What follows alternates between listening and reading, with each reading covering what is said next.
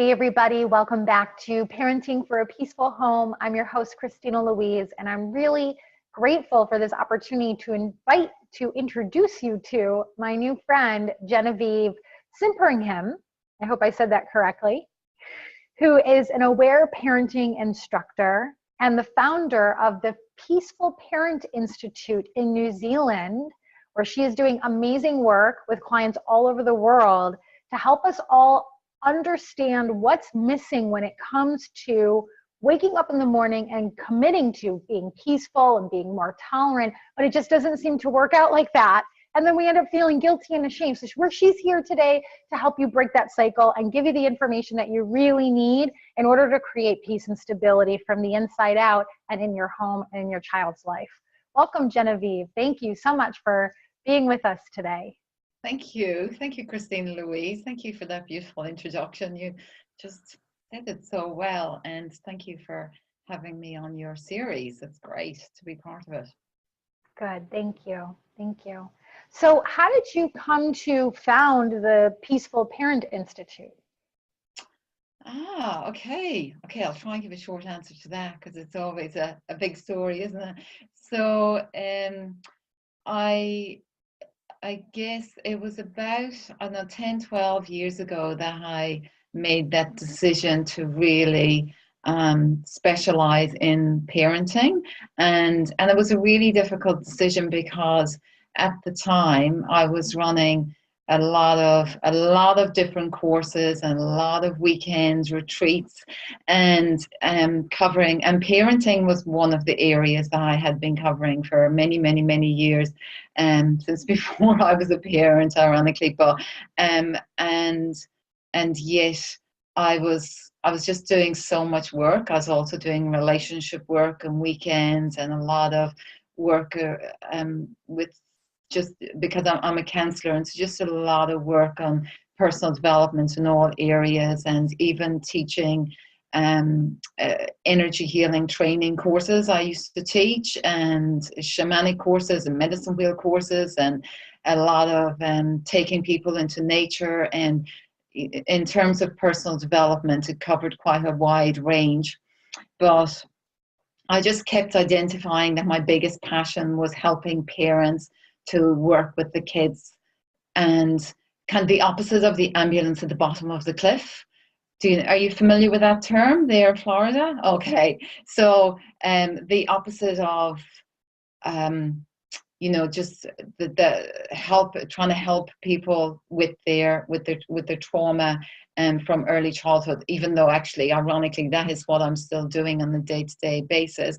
But I actually wanted to be involved in as much prevention of trauma and as much prevention of attachment breakdowns and disorders as possible. And for me, the way to do that was really much more intensively work with parents. And what I was saying, Christina Louise, is that parents would come to like weekends and would have huge breakthroughs in terms of discovering what's really driving them inside and becoming aware of the patterns from childhood. And yet it didn't always translate into going home and being much more kind and patient with their children. And I realized that parents needed both help with the healing their own pain and those core beliefs and connecting with spirit and kind of reconfiguring themselves into who they really are. And they also then needed really specific advice on, yeah, but Genevieve, I don't know what to do when she consistently won't eat her food. How can I not threaten her, bribe her, scream at her when she refused to eat and I'm really worried? Or what can I do when my boy is refusing to go to school, or they won't go to bed and they're going to be exhausted the next day? So really, back to your question about setting up the Peaceful Parent Institute, and really it was something that a decision myself and my husband came to, and he's very involved with my business. And one day we were having a conversation and he said, Jen, yours is the way of the peaceful parent. And I went, okay, stop the lights. That's it. That's the brand. That's what I want to, that kind of encapsulates it. So I kind of then specialized in the parenting, and sadly had to let go of doing the healing training courses and a lot of the other work. But I really bring it all into my work with parents. So I hope it was kind of a long-winded answer, but there's a big journey there. Yeah. I understand. It sounds a lot like my story as well. Yeah. So what's the answer to those questions? What is a parent to do when their child won't eat or they're refusing to go to school? What do you say to a parent who has a question like that? Yes. So really, with all of the parenting tools and advice that I give, I work with quite a simple model of center, connect, communicate that really relates to all of the advice that I give. And so the center bit is get centered ourselves. So when your child's refusing to eat and it's become an ongoing issue, then the centered bit is about noticing I'm feeling this rising tide of frustration, powerlessness, hopelessness. I feel like a failure as a mother. My child's not thriving and I can't make them eat. And, this awful sense of hopelessness that can kick in. And so being centered is about being self-aware and being mindful and stopping to take that breath. And as we're walking towards the table, being aware of all of that discordant inner harmony that we're bringing to the table, and becoming aware that when we consistently communicate with our child about their eating or about their toileting or about their brushing their teeth or going to bed or whatever it is, with that energy of frustration and inner conflict, then we disable our child. We make it not just difficult, but actually nearly impossible for them to follow their natural instincts, because children have natural instincts to eat when they're hungry, to sleep when they're tired, to natural instincts to cooperate and be part of the team. And a lot of the work that I do with parents is helping them see where their natural instincts were sadly thwarted and distorted in their early childhood years, and how that has created a cycle. And so they don't trust that their child has a natural desire to be good, to cooperate, to eat healthy food, to sleep when they're tired. They don't trust that. And so a battle ensues, a power struggle, if you like, where the child saying, no, I won't, and the parent saying, yes, you will, no, I won't, yes, I will. And that's always a power struggle. So to become centered is about becoming aware of what we're bringing to the table and finding ways, learning ways, developing ways of getting into a much more peaceful and calm place. And just, the food thing wasn't particularly something I was going to talk about, because I used it as an example. I'll just mention as an example that so many of the parents, I would say at least 95% of the parents who I've worked with whose kids have issues around their food and eating, the parent themselves, if they haven't actually had a diagnosed eating disorder, they have had, and they maybe continue to have, a lot of big issues around food and nourishment. And it's a very deep one, because it goes back to being at mother's breast and the nourishment at the beginning of life. So there can be a lot of deep issues there that a parent may need to look at. But on a more practical level, on a day-to-day basis, if we can just learn to get centered, then center, connect, communicate, then we can connect with our child in the way that they feel connected to.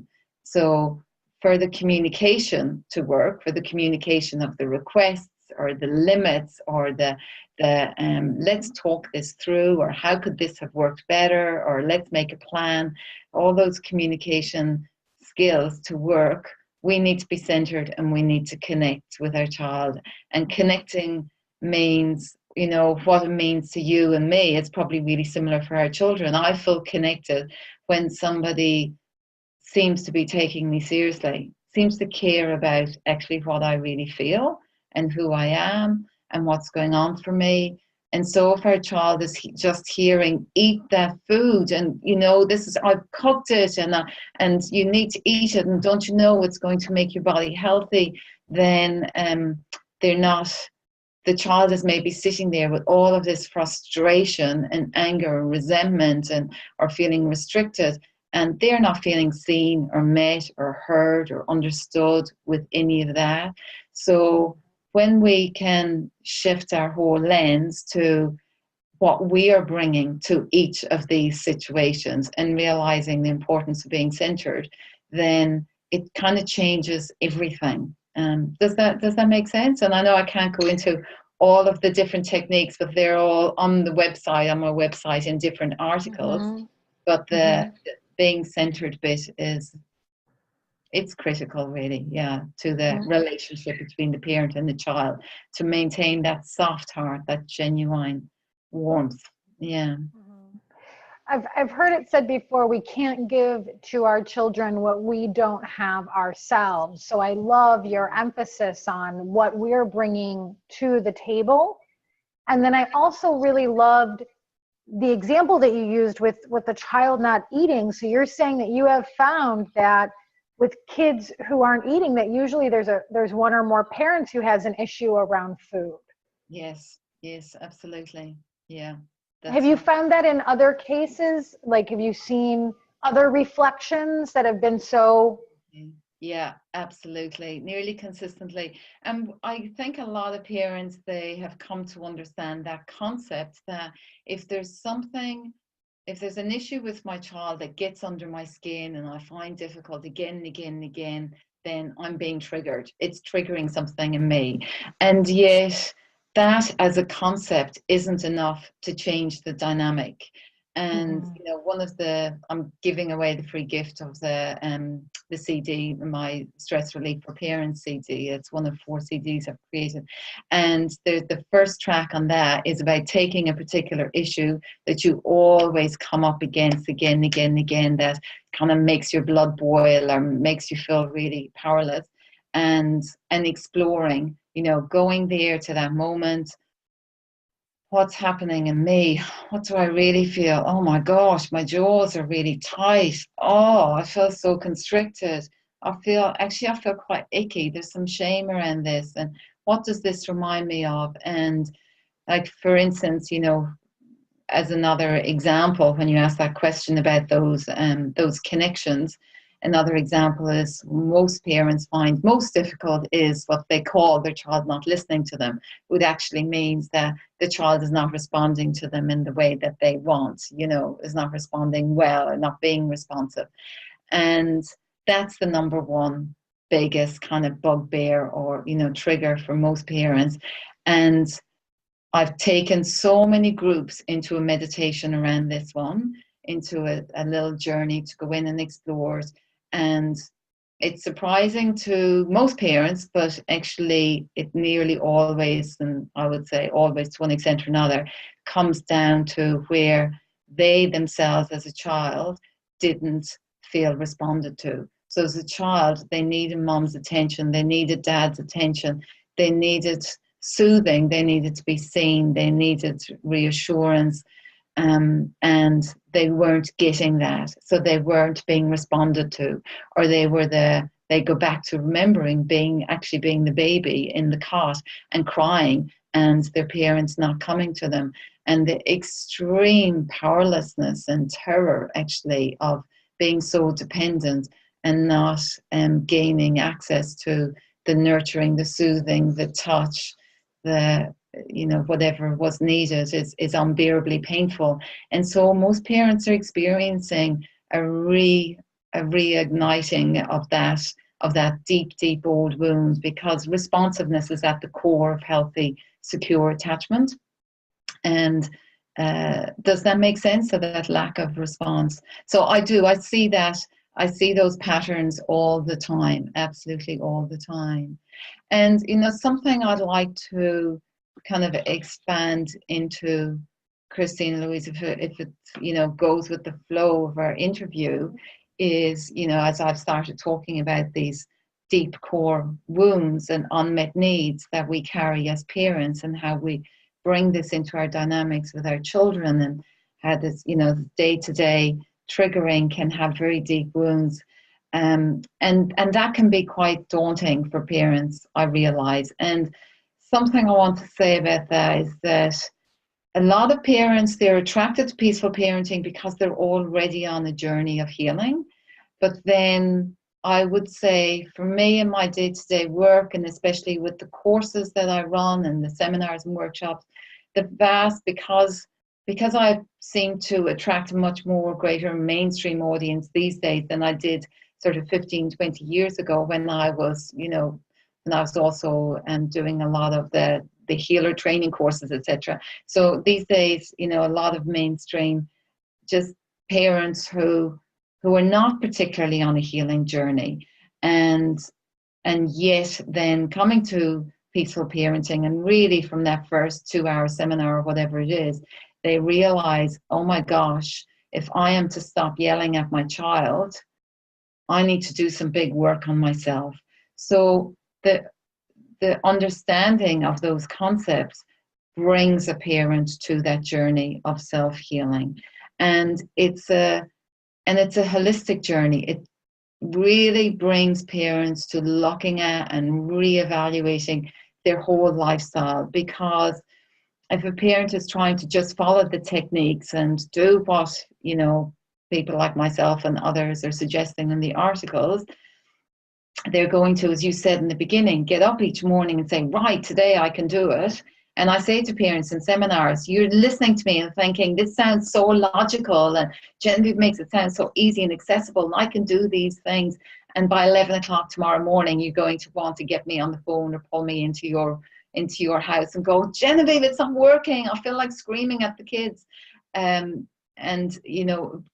Because it's not just following the techniques. There's a lot of deep, I guess, discord, disharmony, and inner conflict that parents need to kind of rebalance. We need to get to like a balanced, centered place in ourselves. And that means looking at our whole lifestyle. And it is a holistic approach. And, for me, as an example, I realized, my youngest now is 15 and my boy's 20. And I realized when they were quite little that whenever I drank coffee, that, I loved it. I felt great. I felt like Supermom for about 2 hours. And then 3 or 4 hours later, I was really irritable and my patience was really short and I had a short wake. And I realized, okay, I'm somebody who gets up in the morning and I do my meditation. I've been meditating since I was 19, so that's 30 years now. And yet, even with doing my meditation or yoga stretches, if I drink coffee, I'm not saying this is the same for other people, but for me, I had to give it up, and I had to give it up completely. And then I even gave up black tea. And, I had black tea in the bottle at age 1, coming from Ireland. Tea is like water. It really is. And so that was a really big deal to give that up. And now I'm addicted to green tea, but at least that's healthy.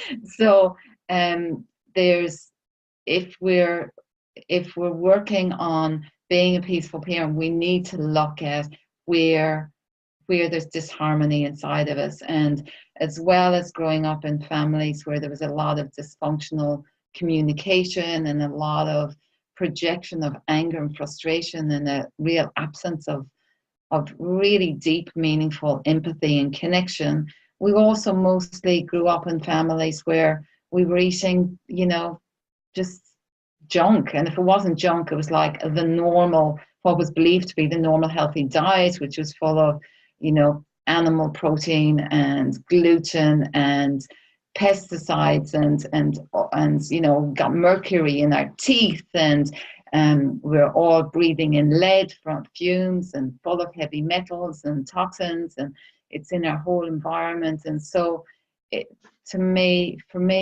it's about, looking at where we can detox and bring more of the good stuff in. And it can be overwhelming to get rid of all of the bad stuff, but just start to bring in more of the good stuff. And like a really critical one, for instance, is iodine. Most women during menstruating years, us women need more iodine than anybody else. And people like Dr. David Brownstein, who's probably the world expert on it, says that 95% of people are deficient in iodine. If you don't have enough iodine, your thyroid can't work properly. If your thyroid's not working properly, then your adrenals are going to be out of whack, and your it affects your hypothalamus and your pituitary, and you can't be in chemical, hormonal, and hence emotional balance if we have deficiencies. And yet, if you take in your iodine but you don't have enough selenium, then the body can't metabolize the iodine. This is just as one example. So, it's another big passion for me is the health, the food mood connection, the health, the nutrition. If your child is on a diet where they're having sugar spikes, like glucose spikes, their mood is going to follow their blood sugar levels. And so if their blood sugar levels going up and going down, then you can be doing your meditation, being centered, but they've had that bowl of cereal with milk and sugar or maple syrup or whatever, and they're going to have that big spike. The insulin's going to kick in, and that your child is not going to be able to meet you because they're in too much chemical chaos in their body and their brain. So it's another huge area of passion for me, but I don't really talk about that in my article. So I wanted to bring it in that we can really blame ourselves for not being centered or techniques not being working, but it's a slow, long journey of really bringing ourselves, our children, our diet, our houses into a much more kind of clean and healthy and balanced state. And we just have to be really patient with ourselves. It's a long project. And I always think it's a really good thing that takes our children so many years to grow up, because we need a lot of time to clean up our acts, and then we're constantly learning, going, oh my gosh, I really stuffed up when they were one, and so there's a lot to heal and repair. So I hope that sounds coherent enough, Christina Louise, that I guess I'm really just emphasizing that it's a big that really is a holistic approach that's needed. It's a healing journey on all levels. Mm-hmm. And that made perfect sense to me. I get that we can't just focus on the inner work and keep eating Doritos or Cheetos or whatever your junk food of choice is. And, and so I'm almost feeling like there might be some moms out there watching us right now. They're like, well, where do I start? Right? Like, I've got a kid who's eating crap and I'm not taking such good care of myself. And maybe I have an issue with coffee too. And I know I've got some stuff coming up right now about what happened when I was a kid. I mean, what would you say to somebody who's like, where do I go? Okay, so where I would say to this, and this is really what I'm talking to all my parents about, my clients, is really the most important place to start and to keep coming back to again and again and again. And it's the same thing that we're attempting to do with our children, is that even if our children are eating the crap and they're not eating enough good stuff, and they're they're up and down and all over the place and they're not cooperating, we're trying to still love them and care for them, aren't we? We're really working hard to give them that message that you were so beautiful and special in my eyes, and I love you no matter what. And we've had a hard day and things didn't go so well, and we're both doing our best, and it was stressful for both of us, wasn't it? And no matter what, you were my sweetheart, my munchkin. I love you so much. And this is what we're trying to get through to our children, is that our day doesn't have to be perfect, and they don't have to be perfect for them to keep getting those injections of smiles and kindness and warmth and humor and lightness. And that's what we need to give to ourselves, because it's going to take time. It's going to take years to clean up the act. I'm still working on it. Don't worry, they go by quick. You could see me hesitating, couldn't you? Yeah. And it's, and the biggest challenge is, even though today I've eaten crap and my children have eaten crap and I've shouted at them, they've shouted at each other, and we're all doing our best. I'm doing my best. I'm doing my best, and I still deserve kindness. I still deserve to feel like a good mom. And, a lot of the work I'm doing with parents is on those core beliefs. And when we can change the core belief of, you know, like, why do you believe you're not a good mother? Okay, let's pull it apart, because most parents feel like, I can't be that. I can't give myself the title of being a good mom until I've got a completely organic diet and I'm going out for a jog and doing my meditation and my yoga and, being constantly patient. And no, it's that's setting yourself up for failure.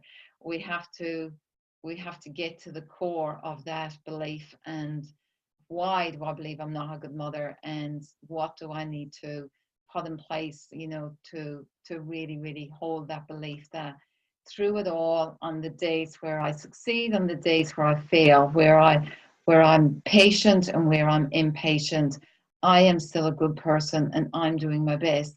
Because Christina Louise, you are still a good person, and all of the parents listening, I promise you, you deserve kindness, you deserve patience, you deserve to never give up on yourself, to always be giving yourself another beginning, another chance, and just loving yourself in your imperfection. That's the big challenge. Like when I'm teaching meditation, the most important thing is to be endlessly patient with yourself, whether you sit down and have a good or a bad experience, whether you feel like you've done it well or not. Be endlessly patient. And if we could do that with ourselves, then it changes everything. And I will always be healing. I had a childhood of, in terms of adverse childhood effects and the categories of trauma, I had, 10 out of 10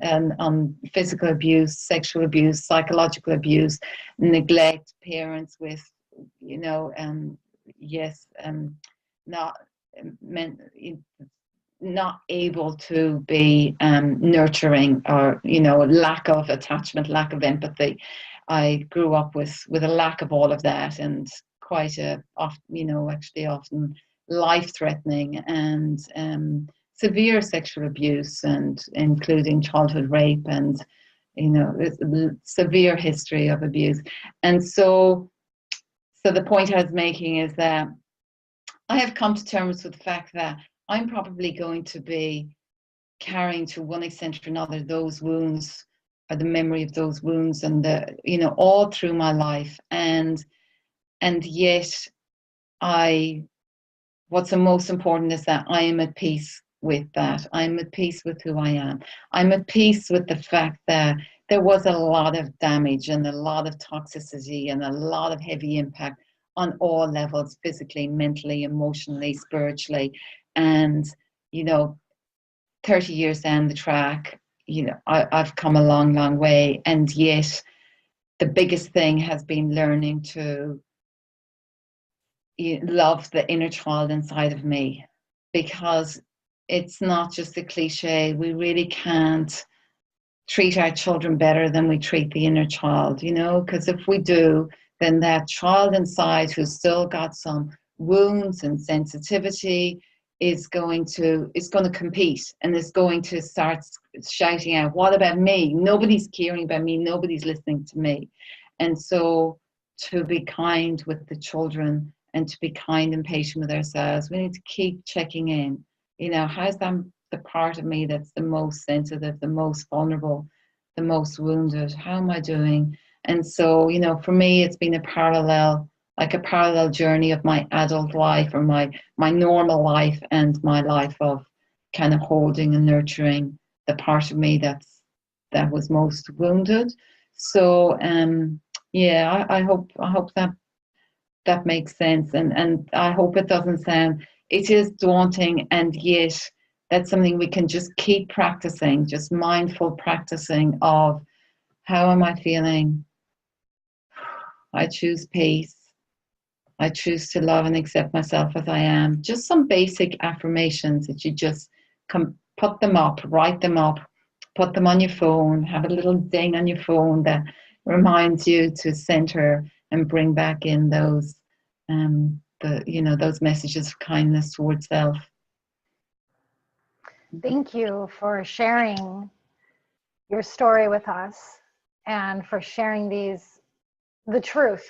It's the truth. It's not sugar plums. It's not lollipops. It is challenging. It can take forever. But at the end of the day, what else are we doing? Yeah. And what do we want? Do we want a superfish? Do we want a kid who does what we tell them to do when we tell them to do it out of fear? Or do we want a true, authentic connection with these amazing beings that have been gifted to us and that we get to nurture and support for a short time if we're lucky?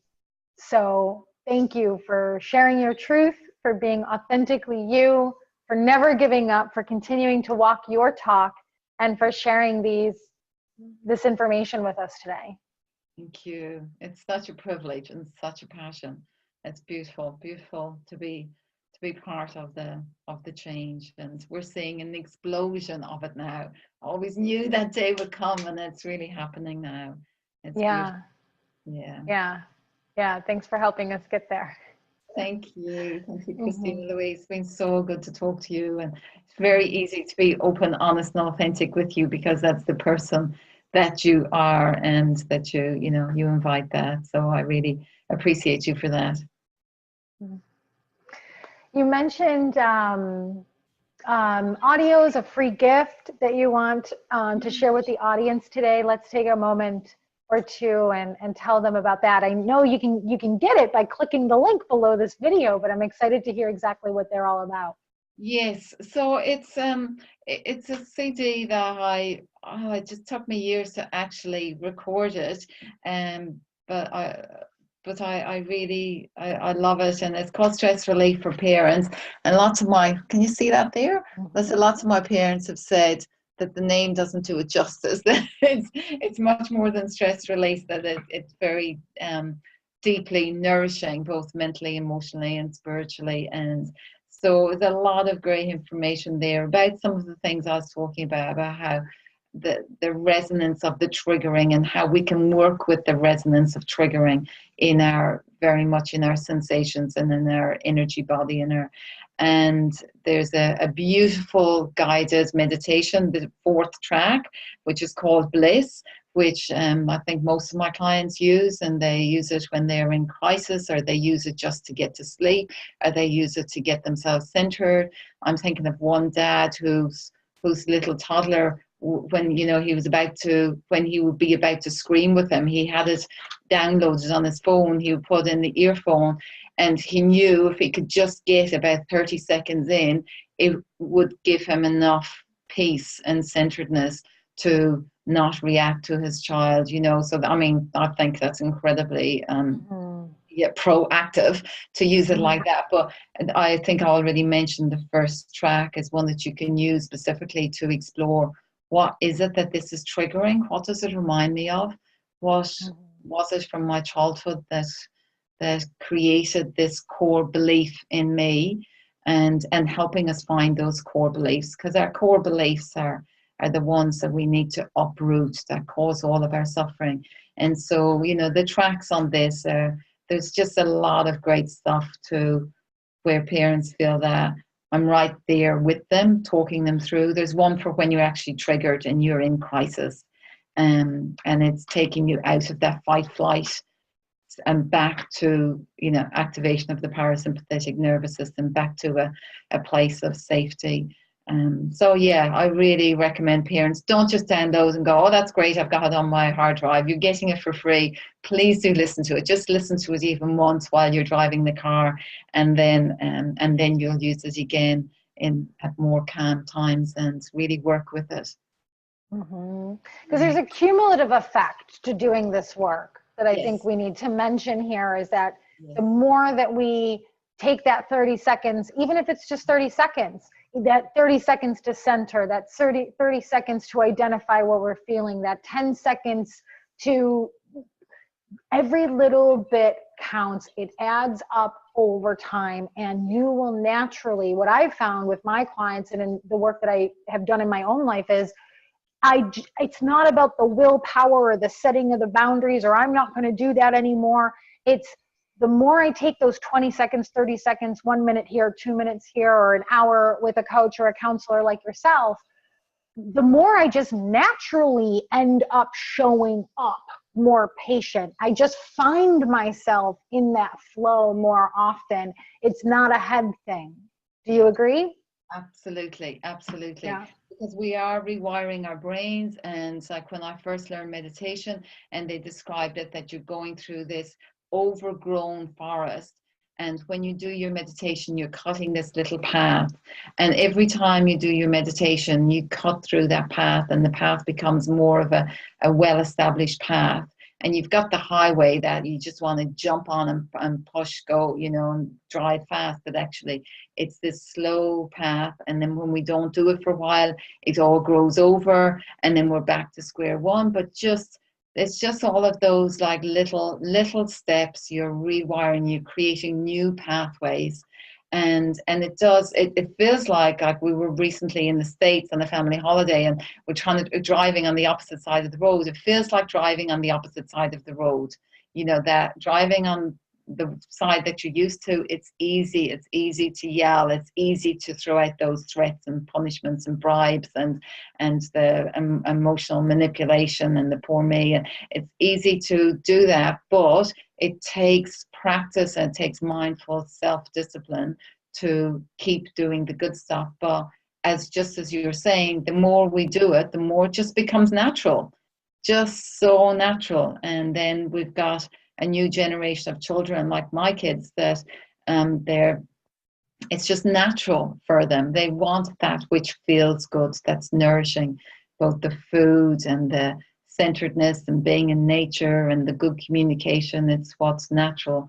So yeah, just inch by inch, keep chipping away, and never give up on yourself. Never give up. We all stuff up, those early years with my children, especially, constantly off track. And then, oh no, I'm really stuffing up. And I do my writing and I come back to, you're doing your best, Jen, you're doing your best, it's okay. And the tears flow, and I feel so sorry to my children, I'm being so impatient and so chaotic, and back on track.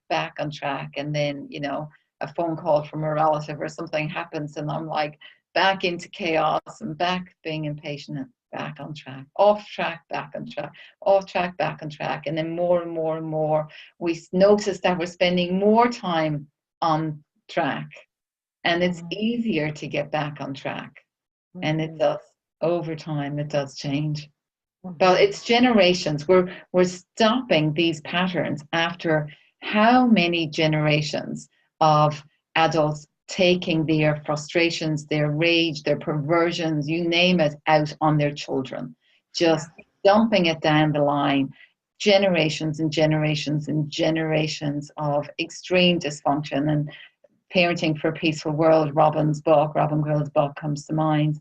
We all have this massive history of trauma that up until 150, 200 years ago, it was just normal for adults to use children for their sexual needs. Whereas now it's accepted that, that's really, really bad. So slowly we're changing, but we have to be patient with ourselves, because we're breaking cycles that have gone on for generations. And that's a lot for us to stop and try and not pass on to our children. Yeah. But we're doing it. And it's easier now because there's so many of us. Hundreds and hundreds of thousands of people all over the world committed to more peace, more harmony, committed to taking responsibility genuinely. Yeah. That's awesome. Yay! Well, I think this is the perfect place to pause for now. And I love this talk. I cannot wait till it airs. And if you're watching it now, yay for being here, and thanks for participating and listening. And I hope that you listen to this talk again and again, and that you definitely take advantage of Genevieve's free gift. You just click the link below this video, enter your name and email address, and she'll send those recordings off to you. And I hope that you use them and that you love yourself so much and that you're so gentle with yourself and that you know you're doing a really good job just for showing up and being here and grabbing that free gift and listening to it. I mean, you're making a big difference. So remember that. Yes. Thank you, Genevieve. I'm so looking forward to our next talk. But we're going to say goodbye for now, guys. Take care. Love to everyone out there. Keep loving yourselves.